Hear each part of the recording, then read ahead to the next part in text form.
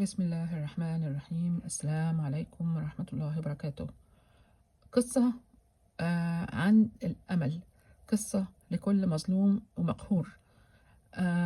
قصة نهايتها سعيدة.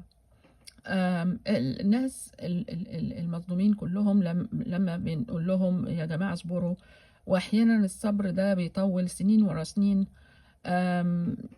يعني بيبقوا مستنيين إن ربنا لمّا يعني ينصفهم، إن هييجي لهم حقهم من نفس الطريقة اللي اتاخدت بيهم، خلاص؟ لأ، مش بالضرورة يعني. إزاي بقى؟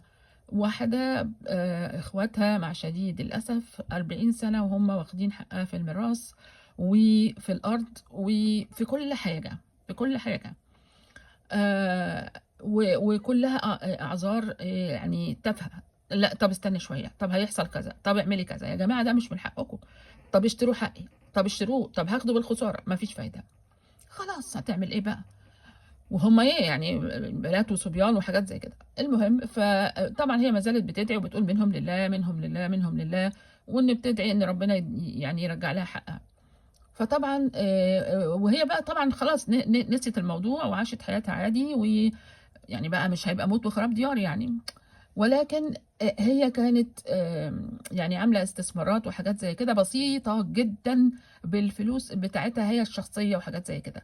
ففوجئت إن هي طبعًا هي كانت عايزة الحاجات دي، هي كبيرة في السن وكانت عايزة نصيبها والورث ده عشان ولادها، عشان وهُم يعني أمّا ييجوا يتجوزوا يبقى معاهم يعني معاهم حاجة يعني.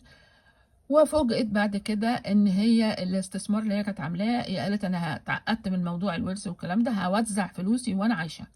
فوزّعت الفلوس وكل واحد منهم ما شاء الله خَد أكتر من اللي كان هياخده لو كانوا إخواتها رجعوا لها نصيبها. بمعنى أصح يعني ربنا عوّضها بس بطريقته هو. وطبعًا إخواتها دول بقى منهم لله برضه، ولكن على الأقل كده يبقى الحمد لله على كل حال.